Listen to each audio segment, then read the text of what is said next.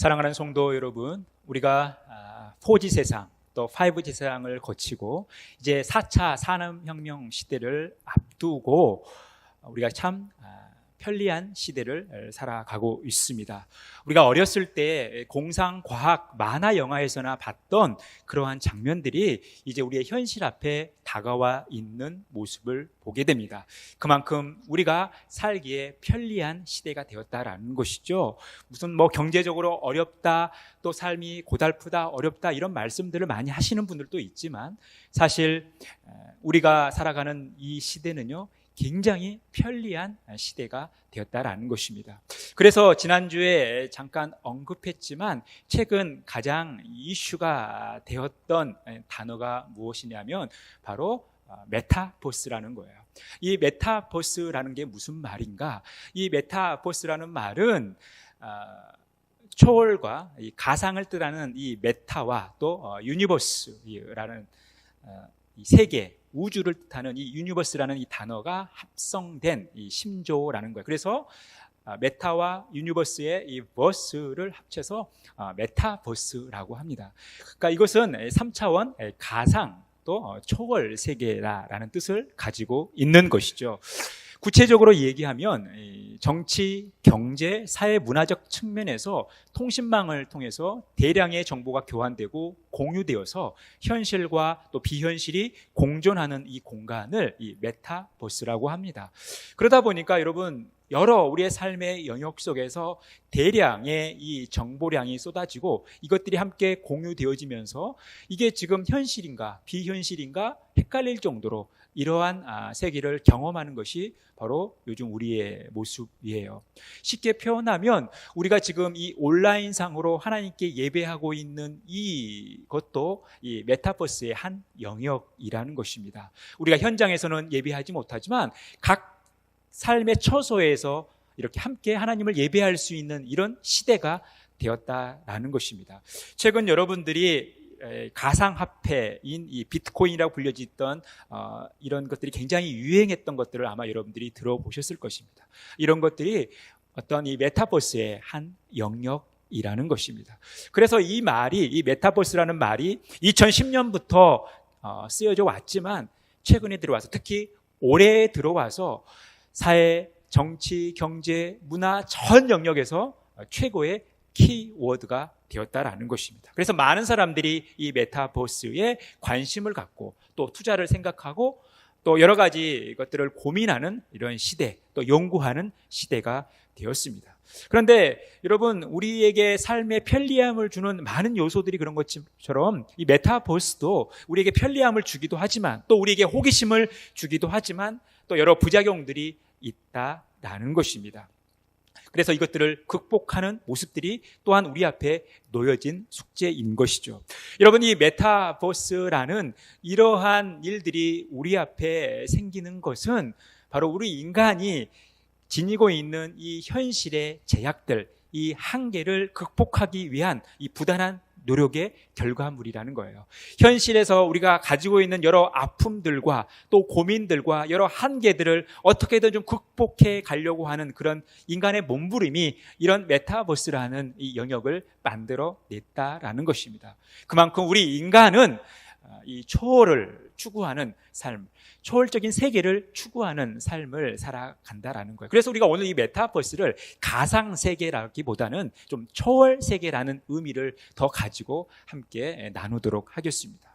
여러분, 이 땅의 사람들뿐만 아니라 우리 그리스도인들도 이 초월적 세계를 꿈꾸며 살아가는 존재들이라는 거예요. 고린도전서 15장 19절에 보면요, 만일 그리스도 안에서 우리가 바라는 것이 다만 이 세상에 살 뿐이면 모든 사람 가운데 우리가 더욱 불쌍한 자이리라. 여러분, 우리가 그리스도인으로 살아가면서 하나님을 섬기는 하나님의 백성으로 살아가면서 우리는 이 땅의 것들을, 이 세상의 것들을 바라보며 살아가는 것이 아니죠. 하나님의 세계, 하나님의 나라를 바라보며 살아가는 거예요. 우리가 이 땅의 것들에 연연하고 여기에 미련을 두고 살아간다면 우리처럼 불쌍한 사람들이 없다라는 거예요. 우리는 이 땅을 초월하여 살아가는 하나님의 세계를 바라보는, 하나님만 바라보며 살아가는 존재라는 것입니다. 히브리서 6장 4절에서 5절 말씀 우리 같이 한 목소리로 읽겠습니다. 한번 빛을 받고 하늘의 은사를 맛보고 성령에 참여한 바 되고 하나님의 선한 말씀과 내세의 능력을 맛보고도, 여러분, 우리가 예수님을 믿고 하나님을 섬긴다라는 것은 뭐예요? 하나님으로부터 빛을 받는 것이죠. 또 하늘의 은사를 맛본다라는 것이고 성령의 사역에 참여한 것이고 또 하나님의 선한 말씀과 내세의 능력을 맛보는 것, 여러분, 이것이 바로 우리 그리스도인의 삶, 이 땅의 삶을 초월하는 이 초월적 세계를 바라보는 삶이라는 것입니다. 여러분, 그런 의미에서 우리 그리스도인들은 바로 이 메타버스를 추구하는 삶이라는 거예요. 그렇다면 여러분, 이 메타버스가 어떤 곳인가? 우리 그리스도인들에게 있어서 이 영적인 메타버스는 어떤 의미를 가지고 있는가? 우리는 오늘 이 본문 말씀을 함께 살피면서 그 의미를 찾아가 보도록 하는 거예요. 여러분, 이미 하나님은 사도 요한을 통해서 2000년 전 우리 성도들에게 이 메타버스의 실제를 보여주셨다라는 것입니다. 이 메타버스의 실제를 보여주면서 우리 그리스도인들, 하나님을 섬기는 사람들이 추구해야 할 삶이 어떠한 삶인지를 가르쳐 주셨다라는 거예요. 사도 요한은 반모섬에서 소아시게아 7교회의 성도들에게 편지하면서 하나님께서 보여주시는 이 미래의 삶들, 앞으로 되어질 일들을 보고 또 이것을 증거하면서 메타버스를 보여주었다라는 거예요. 그런 의미에서 우리가 오늘 본문 말씀을 함께 살피면서 우리가 회복하고 갖추어야 할 22번째 이야기를 함께 나누도록 하겠습니다. 여러분, 오늘 본문 말씀은 이제 사도 요한이 반모섬에서 이 소아시아 7교회 성도들에게 편지하는 내용을 보여주고 있어요. 이제 2장과 3장에서 소아시아 7교회에 편지를 하게 됩니다. 그러면서 공통적으로 그 교회들에게 교회가, 이 성령이 교회들에게 하신 말씀을 들으라라고 말씀하면서 이제 이 교회에 필요한 하나님의 말씀이 어떠한 말씀이고 우리 교회가 앞으로 추구해야 할 삶이 어떠한 삶인지를 보여주고 있어요. 그래서 4장에 가서 천상에서의 예배의 모습을 보여주고 있어요. 천상에서 어떤 일이 일어나고 있는가, 이것을 환상 중에 보면서 소아시아 7교회 성도들에게 이것을 알려주고 있다는 것입니다.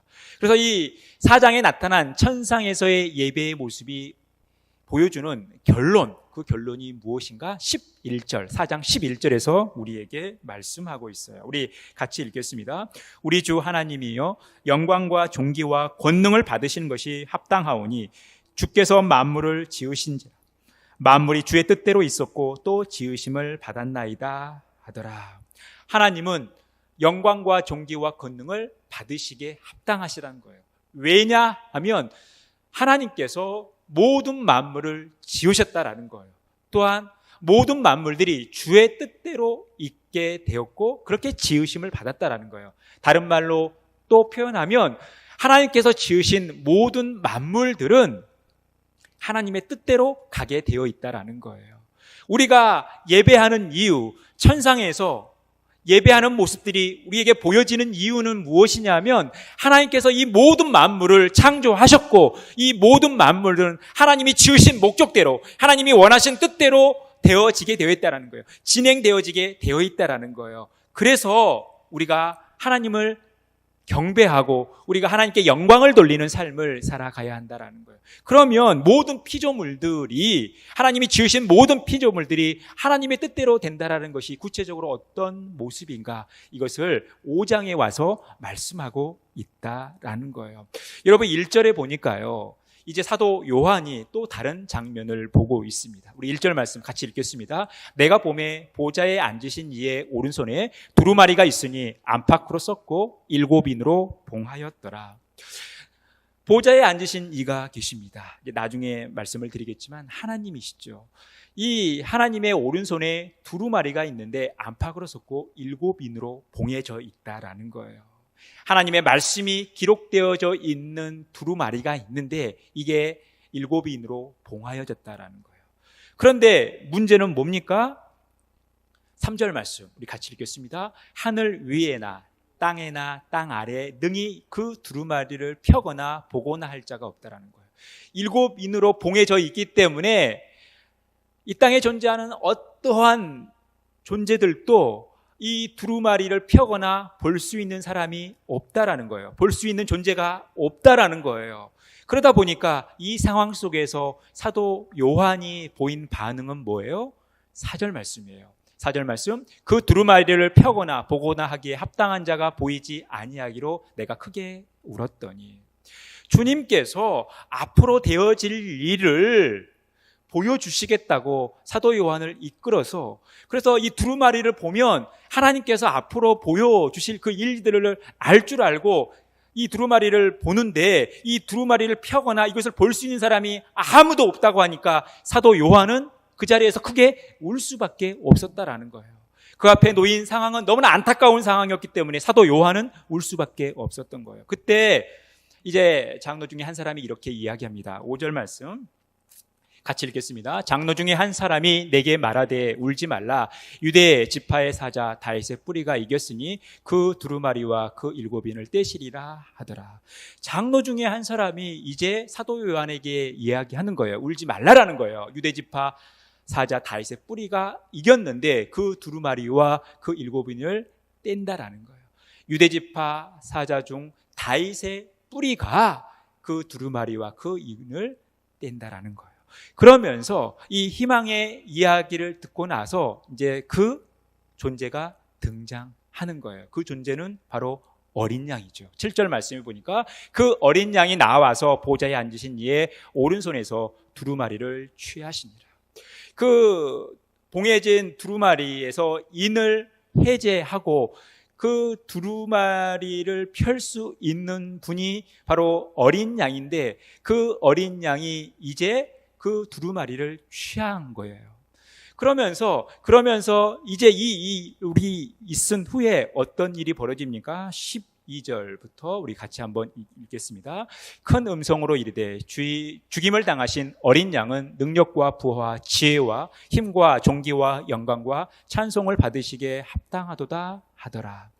또 13절, 내가 또 들으니 하늘 위에 땅 위에와 땅 아래와 바다 위에와 또 그 가운데 모든 피조물이 이르되 보좌에 앉으신 이와 어린 양에게 찬송과 영광과 권능을 세세토록 돌릴지어다 하니. 여러분, 이제 천상에 있는 모든 존재들이 이 두루마리를 취하신 어린 양에게 경배하는 모습을 보여주고 있다라는 거예요. 여러분, 우리가 오늘 살피고 있는 이 요한계시록 5장 1절에서 14절, 사도 요한이 보고 있는 이 천상에서의 모습을 우리가 요약하면 이렇게 요약할 수 있어요. 보좌에 앉으신 이의 오른손에 있는 두루마리에 봉해진 일곱인을 유일하게 뗄 수 있는 어린 양이 그 두루마리를 취하실 때 천상의 모든 존재와 피조세계가 경배하는 모습이 바로 오늘 본문의 모습이라는 거예요. 이게 뭡니까? 메타버스라는 거예요. 하나님께서 사도 요한에게 보여준 메타버스, 초월적 세계, 이 땅에서 볼 수 없는 초월적 세계의 모습을 이렇게 보여주고 있다라는 거예요. 그런데 여러분, 이 하나님께서 보여주신 이 메타버스의 내용, 보좌에 앉으신 이의 오른손에 있는 두루마리에 봉해진 일곱인을 유일하게 뗄 수 있는 어린 양이 그 두루마리를 취하실 때에 천상의 모든 존재와 피조세계가 경배하는 이 모습을 우리는 보고 있는 거예요. 또한 요한계시록을 당시에 읽었던 초대교회 성도들, 소아시아 교회 7교회 성도들의 모습은 이 내용을 읽고 있죠. 또 이 시대를 살아가는 우리들도 지금 이 내용을 읽고 있어요. 관찰은 되어지는데, 보고는 있는데, 문제는 뭐예요? 이게 무슨 말인지 하나도 모르겠다라는 거예요. 우리가 이 메타버스의 내용, 하나님께서 보여주셨다고 하는, 사도 요한에게 보여주셨다고 하는 이 메타버스의 내용을 우리가 보고는 있는데, 관찰은 했는데 이게 무슨 말인지 통 모르겠는 게 이게 우리 앞에 놓인 숙제, 문제라는 거예요. 우리가 오늘 이 본문의 내용을 이해하기 위해선 우리가 두 가지를 이해해야 돼요. 하나는 뭐냐면 요한계시록의 특징을 이해해야 됩니다. 그리고 오늘 본문에 등장하고 있는 이 존재들이 어떠한 존재들인가를 이해해야 한다는 거예요. 여러분, 먼저 우리가 요한계시록의 특징을 이해해야 됩니다. 이 6가지 특징을 이해해야 되는데, 첫 번째 이 요한계시록은요, 묵시문학이라는 거예요. 여러분, 묵시문학이 뭐라고 그랬어요? 6월 27일 주일에 함께 나눈 것 중에 이 유대 묵시문학이라는 것은 구체적인 박해 상태에서 앞으로 일어날 일들을 서술하여 고통받고 있는 당대의 사람들을 격려하고 그들의 신앙을 북돋아 주려는 의도를 가지고 쓰인 문학 형태. 그래서 상징적인 표현을 반복해서 사용해서 쓰고 있는 이 문학 형태가 유대 묵시문학이라는 거예요. 뭐 다니엘서도 그렇고 에스겔서도 그렇고 또 요한계시록도 바로 이 묵시문학이라는 거예요. 두 번째, 이 요한계시록은 묵시문학인과 동시에 또 서신서라는 거예요. 바로 소아시아 7교회 성도들에게 편지한다라는 내용이 기록이 되어 있죠. 그러니까 이 요한계시록은 서신서라는 거예요. 편지라는 것이죠. 서신서는 뭐예요? 수신자가 있고 발신자가 있는 것이죠. 그러면 여러분, 이 요한계시록의 발신자는 누굽니까? 요한을 통해서 이 편지를 보내고 있는 예수 그리스도시죠. 그리고 수신자, 이 편지를 받는 존재는 누굽니까? 먼저 1차적으로는 소아시아 7교회, 그리고 계속해서 이어오고 있는 지상교회, 또 이 시대를 살아가는 현대교회, 우리가 2차 수신자라는 거예요. 그러니까 여러분, 우리가 이 요한계시록이 서신서이기 때문에 이 수신자인 소아시아 7교회, 또 2차 수신자인 현대를 살아가는 우리들이 이 내용을 접하는 데 있어서 잘 유의해야 되고 이 편지의 내용을 잘 해석해야 된다라는 거예요.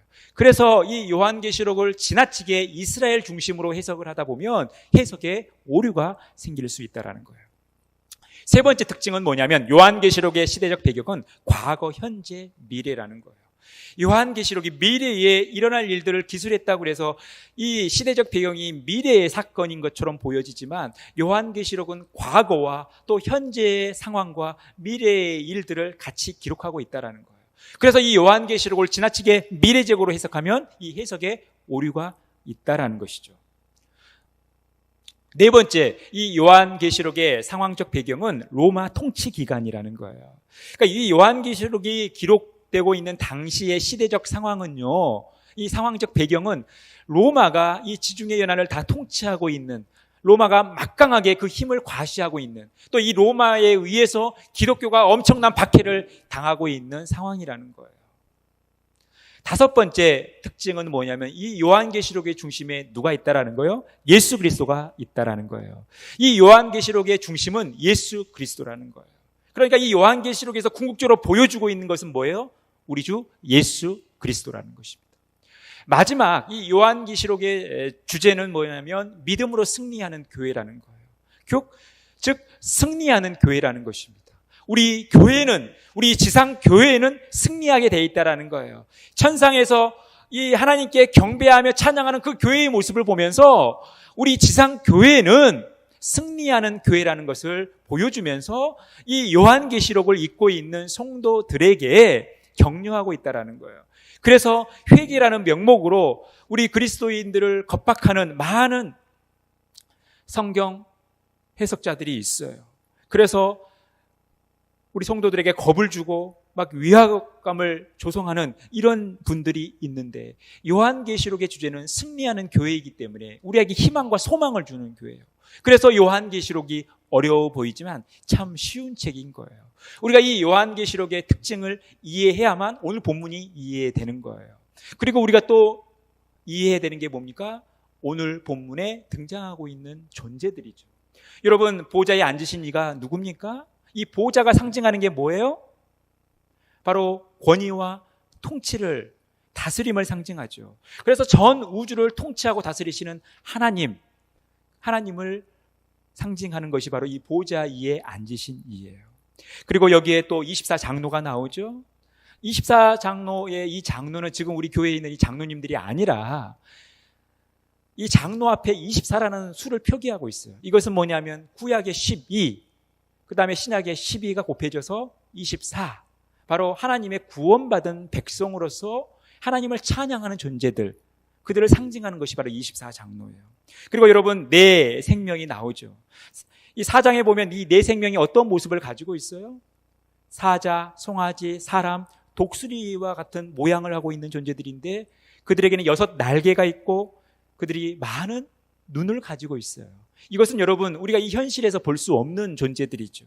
이 내 생명이 상징하는 건 뭡니까? 하나님께서 지으신 이 피조 세계를 대표하는 존재들이라는 거예요.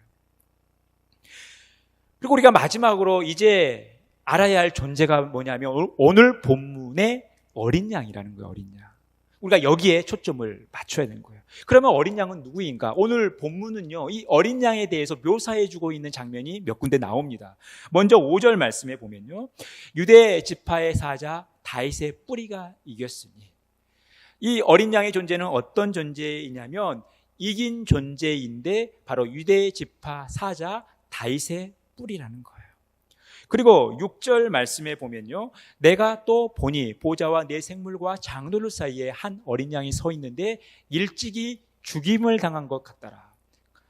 그에게 7뿔과 7눈이 있으니 이 눈들은 온 땅에 보내심을 받은 하나님의 7 영이더라. 그러니까 이 어린 양의 특징은 죽임을 당한 거죠. 그리고 7뿔과 7눈이 있다라는 거예요. 이게 어린 양의 특징입니다. 9절에서 10절 말씀해 보니까요, 그들이 새 노래를 불러 이르되 두루마리를 가지시고 그 임봉을 떼기에 합당하시도다. 일찍이 죽임을 당하사 각 족속과 방언과 백성과 나라 가운데서 사람들을 피로 사서 하나님께 드리시고 그들로 우리 하나님 앞에서 나라와 제사장을 삼으셨으니 그들이 땅에서 왕노릇하리로다 하더라. 이 어린 양의 특징은 뭐예요? 죽임을 당하고 또 많은 사람들 가운데서 피로 사서 하나님께 드리시고 또 그들로 하여금 제사장을 삼고 땅에서 왕노릇하게 하신 분이라는 거예요. 여러분, 이 어린 양의 존재가 누구입니까? 우리가 성경으로 이 어린 양의 존재를 파헤쳐 보는 거예요.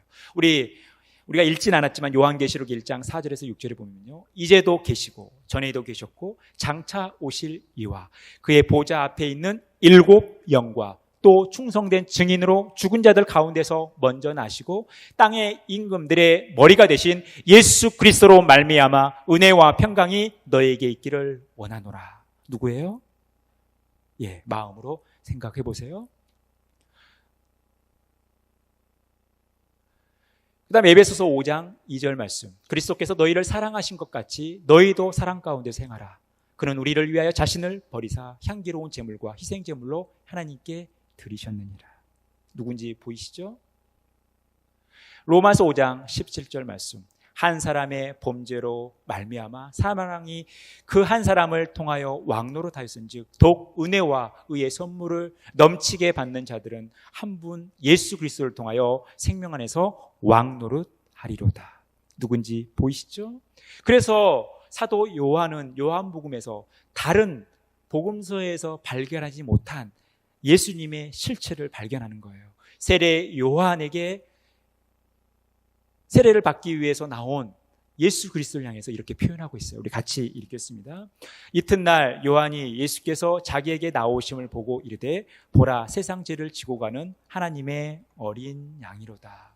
여러분, 지금 하나님이 오른손으로 쥐고 있는 두루마리, 그런데 그 두루마리가 7 이내에 봉해져 있는데 이것을 해체할 수 있는, 그래서 두루마리를 펼칠 수 있는, 그래서 그 두루마리를 취하신 분이 누구라는 거예요? 우리를 위해 십자가에 달려 죽으시고 그 핏값으로 우리를 살리시고 또 부활하사 우리로 하여금 사망 권세 이기고 살아나신, 그래서 우리로 하여금 또 살게 하신 우리 주 예수 그리스도라는 거예요. 우리로 인하여 생명 안에서 왕노릇하게 하신 바로 그 예수 그리스도가 오늘 두루마리를 펼치신 어린 양의 실체라는 거예요. 지금 사도 요한은 이 어린 양의 실체를 이렇게 보여주고 있어요. 이 메타보스라는 이 상황 속에서 당시 초대교회 성도들, 소아시아 7교회 성도들도 마찬가지지만 그들이 처한 상황은 어떤 상황입니까? 예수를 믿는다는 이유로 그냥 죽임을 당하는, 많은 고난과 박해를 당하는 그런 어려운 상황이었다라는 거예요. 그 어려운 상황에서 그들이 믿음을 지켜나간다는 것, 그들이 그리스도인으로 성도로 살아간다는 것이 참으로 힘겹고 어려운 일이지만 우리를 위하여 승리하신 예수 그리스도, 이 땅의 모든 피조물과 천상의 존재들이 그 이름을 높이고 영광과 찬송을 올려드리는 그 예수 그리스도를 믿음으로 승리할 것을 지금 권면하고 있다는 거예요. 바로 성도들을 그렇게 격려하고 있다는 것입니다. 우리는 비록 힘든 상황 가운데 있지만 하나님께서 보여주신 이 메타버스를 바라보면서 우리를 위하여 이기신 그 예수 그리스도, 우리의 삶 가운데 중심에 있는 예수 그리스도, 그분을 바라보며 믿음으로 승리할 것을 지금 권면하고 있다는 거예요. 사랑하는 성도 여러분, 지금 소아시아 7교회의 성도들과 이 요한계시록을 읽고 있는 초대교회의 성도들, 또 이후에 계속해서 존재했던 지상교회들, 또 이 시대를 살아가는 우리 모두는 하나님께서 열어놓으신 이 메타버스 속에서 소망을 발견하며 우리는 궁극적으로 이길 수밖에 없는 존재들임을, 그래서 이것이 하나님의 뜻이고 그 하나님의 뜻대로 우리의 삶은 이어질 수밖에 없음을 우리에게 보여주시면서 우리로 하여금 믿음으로 승리할 것을, 힘을 낼 것을 권면하고 있다는 거예요. 사랑하는 성도 여러분, 이 음성을 우리가 들었으면 좋겠습니다. 우리가 비록 힘들고 어려운 상황이지만 하나님만 바라보며 또 우리를 위하여 이기신 예수 그리스도를 온전히 믿음으로 날마다 승리하는 삶을 살아가기를 간절히 축원합니다. 여러분, 이것이 하나님께서 우리에게 2000년 전 메타버스를 보여주신 이유라는 거예요. 이 메타버스를 경험하게 하신 이유라는 것입니다. 그런데 여러분, 하나님께서 이 열어놓으신 이 메타버스를 우리가 어떻게 경험할 수 있냐라는 거예요. 우리는 이 현실 속에 살아가면서 어떻게 이 초월적인 세계라고 할 수 있는 이 천상의 세계를 우리가 어떻게 경험할 수 있냐라는 거예요. 우리가 어떻게 이 천상에서 이 황홀한 예배의 모습, 하나님께 또 예수 그리스도께 경배하는 그 이름을 높이는 이 황홀한 모습을 우리가 어떻게 경험할 수 있냐라는 거예요. 여러분, 이 현실 세계와 이 초월 세계, 메타버스에는 어때요? 이질감이 있죠. 이 현실 세계에서 도저히 경험할 수 없는 그 모습들이 이 초월 세계, 이 메타버스에서 보여지고 있어요. 그런데 현실 세계와 또 초월 세계에서, 이 메타버스에서 공통적으로 등장하는 것들이 있어요. 우리 8절 말씀 보실까요? 그 두루마리를 취하심에 내 생물과 24장로들이 그 어린 양 앞에 엎드려 각각 검은고와 향이 가득한 대접을 가졌으니 이 향은 성도의 기도들이라. 여러분, 이 지상세계에서 경험할 수 있는 이 천상에서의 모습이 뭐예요? 바로 두루마리와 성도의 기도라는 거예요. 하나님의 예언의 말씀이 기록되어 있는 두루마리, 하나님의 심판의 메시지가 들어있는 이 두루마리, 그리고 금대접에 담겨져 있는 이 성도들의 기도, 여러분, 이것이 우리가 이 땅의 삶을 살아가는 동안 하나님의 말씀과 기도로 통해서 이 메타버스를 경험할 수 있다는 거예요. 하나님의 말씀이 예수 그리스도를 통해서 우리 안에 그대로 성취되어지는 것을 우리는 보는 것이죠. 그리고 우리의 성도들의 기도는 반드시 하나님께 드려진다라는 거예요. 우리가 하나님께 올려드리는 이 기도가 그 어느 것 하나 헛되지 않고 하나님 앞에 그대로 드려진다는 사실이에요. 여러분, 이것이 우리의 소망 아닙니까? 하나님의 말씀이 예수 그리스도를 통해서 이 땅의 삶을 살아가는 우리들에게 그대로 성취되어진다는 사실, 그리고 그것을 바라보며 우리가 하나님께 기도하는 이 사실이, 여러분, 우리가 이 현실 세계를 살아가면서 영원한 하나님의 나라, 이 초월적 세계를, 이 메타버스를 경험할 수 있는 방법이라는 거예요. 여러분, 그래서 우리가 늘 하나님의 말씀을 가까이 하고 기도하는 삶을 살아가는 것입니다. 두 번째가 뭡니까? 우리 12절부터 14절 말씀까지 보면요, 큰 음성으로 이르되 죽임을 당하신 어린 양은 능력과 부와 지혜와 힘과 존귀와 영광과 찬송을 받으시기에 합당하도다 하더라. 내가 또 들으니 하늘 위에와 땅 위에와 땅 아래와 바다 위에와 또 그 가운데서 모든 피조물이 이르되 보좌에 앉으신 이와 어린 양에게 찬송과 존귀와 영광과 권능을 세세토록 돌릴지어다 하니 내 생물이 이르되 아멘하고 장로들은 엎드려 경배하더라. 여러분, 뭡니까? 바로 경배, 예배이죠. 종말론적인 예배라는 거예요. 여러분, 우리가 오늘 하나님께 예배하지만 이 예배가 우리 인생의 마지막 예배라는 이 심정을 가지고 이 종말론적인 예배, 그 경배의 삶을 살아가는 거예요. 여러분, 이것이 우리가 이 현실 세계를 살아가면서, 이 땅의 삶을 살아가면서 하나님이 열어놓으신 영적인 메타버스를 경험하는 유일한 비결이라는 거예요.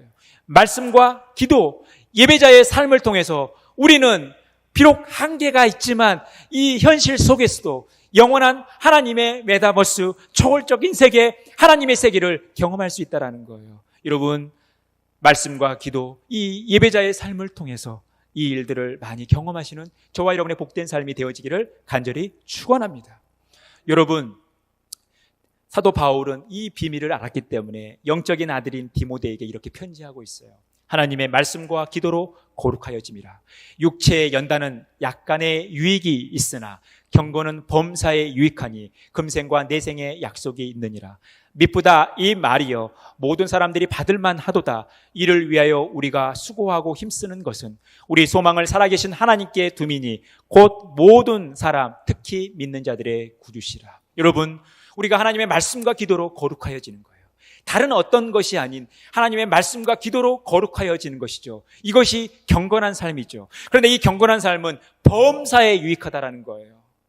이 땅에서의 삶뿐만 아니라 내세의 삶에도 유익하다라는 거예요. 왜냐하면 이 경건한 삶을 통해서 이 땅에서의 삶과 내세의 삶 속에서 하나님의 영광스러움과 하나님의 그 위대하심과 하나님의 그 존귀하심을 경험할 수 있기 때문에 그런 거예요. 여러분, 그래서 우리가 이 경건한 삶을 힘써 살아가셨으면 좋겠습니다. 말씀과 기도를 늘 가까이 하는 삶을 살아가셨으면 좋겠어요. 날마다 하나님의 이름을 찬양하며 그 이름을 높이는 예배의 삶을 살아가셨으면 좋겠어요. 이것이 금생과 내세의 삶에 우리에게 큰 유익이 되는 온전한 경건한 삶이라는 것입니다. 여러분, 예수 그리스도를 통해서 우리에게 허락하신 이 영적인 메타버스, 하나님께서 우리에게 소망을 주셨기 때문에 이런 경건한 삶을 통해서 우리가 이것을 경험한다라는 것입니다. 그래서 베드로전서 1장 21절 너희가 그를 죽은 자 가운데서 살리시고 영광을 주신 하나님을 그리스도로 말미암아 믿는 자니 너희 믿음과 소망이 하나님께 있게 하셨느니라. 여러분, 우리의 소망은 하나님께 있는 거예요. 하나님은 우리에게 우리의 소망은 하나님께 있음을 말씀하셨다라는 거예요. 그래서 우리가 어떻게 살아가야 합니까? 같이 한 목소리로 우리 고린도전서 15장 57절에서 58절 말씀 같이 한 목소리로 읽겠습니다. 우리 주 예수 그리스도로 말미암아 우리에게 승리를 주시는 하나님께 감사하노니 그러므로 내 사랑하는 형제들아 견실하며 흔들리지 말고 항상 주의 일에 더욱 힘쓰는 자들이 되라. 이는 너희 수고가 주 앞에서 헛되지 않은 줄 알미라. 여러분, 우리가 하나님으로부터 받은 약속은 뭐냐면 우리는 승리하는 삶을 살 수밖에 없다라는 거예요. 우리 주 예수 그리스도께서 우리를 위하여 승리해 주셨기 때문에, 이겨 주셨기 때문에, 이긴 자가 되어 주셨기 때문에 우리도 승리하는 삶을 살 수밖에 없고, 그래서 우리는 그 승리하는 삶을 약속받았기 때문에 하나님께 감사할 수밖에 없다라는 거예요. 그래서 우리가 늘 견실하고 흔들리지 않고 항상 주의 일에 더욱 힘쓰는 자들이 돼야 된다라는 거예요. 주의 일에 힘쓰는 자들이 뭐예요? 바로 경건한 삶을 사는 자들이죠. 여러분, 이 경건한 삶을 살아간다는 것은 때로는 수고가 따르는 거예요. 여러분, 기도하는 일, 하나님 말씀 읽고 묵상하고 그 말씀대로 살아가는 일, 쉬운 일이 아니죠. 수고가 따르는 일이에요. 여러분, 이 예배하는 일이 쉽지가 않습니다. 수고가 따르는 일이에요. 하지만 하나님의 그 약속을 믿고 우리가 승리하는 삶을 살기 위해서 이 수고가 헛되지 않은 줄 우리가 알아야 된다는 거예요. 사랑하는 성도 여러분, 우리가 이 경건한 삶을 통해서 하나님께서 여러분을 오신 영적 메타버스를 경험하시기를 간절히 축원합니다.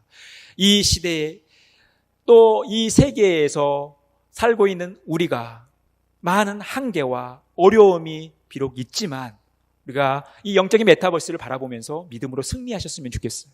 여러분, 2000년 전 소아시아 7교회 성도들 그리고 초대교회의 성도들은 하나님께서 허락하신 이 메타버스를 사도 요한을 통해서 보고 경험하게 됐어요. 그들이 처한 상황은 어떻습니까? 예수 믿고 살아가는 것이 참 힘겨운 시대였어요. 예수를 믿는다면 그냥 죽을 수도 있는 그런 상황이었어요. 많은 차별과 박해와 고난이 따랐습니다. 그래서 그 고난과 어려움 때문에 많은 사람들이 배교의 길을 걸어가기도 했어요. 그 상황 속에 있는 초대교회 성도들에게 하나님은 사도 요한을 통해서 하늘의 영적인 메타버스를 보여줌으로 그들에게 힘을 주고 격려했던 것입니다. 이제 2000년이 지나고 우리들도 이제 이 요한계시록을 통해서 하나님이 열어놓으신 메타버스를 경험하는 거예요. 여러분, 이 시대를 살아가는 우리들이 그 옛날 초대교회 성도들이 살았던 그런 상황처럼 예수 믿는다고 죽임을 당하거나 예수 믿는다고 박해를 당하는 시대는 아닙니다. 그런데 여러분, 우리가 얼마나 살기 편리한 시대가 됐습니까? 얼마나 살기 좋은 시대가 됐어요. 그러다 보니까 천국의 소망도 없어져요. 그리고 주님이 꼭 필요한가? 하나님 없이도 살 수 있다라는 그런 허무한 용기를 우리에게 주는 그런 시대를 살아가고 있어요. 여러분, 박해가 되었든 또 살기 편리한 상황이 되었든 물론 그것들이 우리에게 유익을 주는 것은 있어요. 고난도 때로는 우리에게 유익이 되고 이 편리한 삶도 우리에게 유익이 될 때가 있습니다. 그런데 가장 큰 문제는 뭐냐 하면 고난도 마찬가지고 우리에게 주어진 이 편리한 삶도 자칫 하나님으로부터 멀어질 수 있다는 거예요. 여러분, 하나님께서 가장 원치 않는 삶이 뭐예요? 우리가 하나님으로부터 멀어지는 삶 아닙니까? 하나님의 뜻대로 살지 않는 삶 아니에요? 그것을 경계하시기 위해서 하나님은 우리에게 진정한 영적 메타버스를 우리에게 보여주고 계시다라는 거예요. 그래서 우리가 이 메타버스를 바라보면서 믿음으로 승리하셨으면 좋겠어요. 우리가 하나님으로부터 멀어지지 않기 위해서 우리의 지나친 편리한 삶으로 하나님으로부터 멀어지는 삶을 살지 않도록 우리가 늘 이 영적인 메타버스를 추구하며 살아가셨으면 좋겠어요. 날마다 이 초월적인 세계를 바라보면서 믿음으로 승리하셨으면 좋겠어요. 우리가 이것을 이 땅에서 경험할 수 있다는 것입니다. 말씀과 기도와 예배의 모습으로 우리가 이 영적인 메타버스를 경험할 수 있다는 거예요. 이 천상에서의 이 황홀한 우리가 이 땅에서도 경험할 수 있다는 거예요. 그래서 우리가 이 땅의 삶을 살아가는 동안 말씀과 기도가 그렇게 중요한 것이고 우리의 예배가 그렇게 중요한 거예요. 그래서 말씀과 기도에 더 힘쓰는 삶, 예배에 더 힘쓰는 삶을 우리가 살아가셨으면 좋겠습니다. 말씀과 기도, 예배, 이 경건한 삶을 통해서 하나님께서 우리에게 허락하신 이 영적 메타버스를 경험하며 날마다 하나님만 바라보며 하나님께 소망을 두며 살아가는, 그래서 이 땅의 삶을 살아가는 동안 우리가 믿음으로 승리하는 참 그리스도인의 삶을 살아가는 저와 여러분의 복된 삶이 되어지기를 간절히 축원합니다.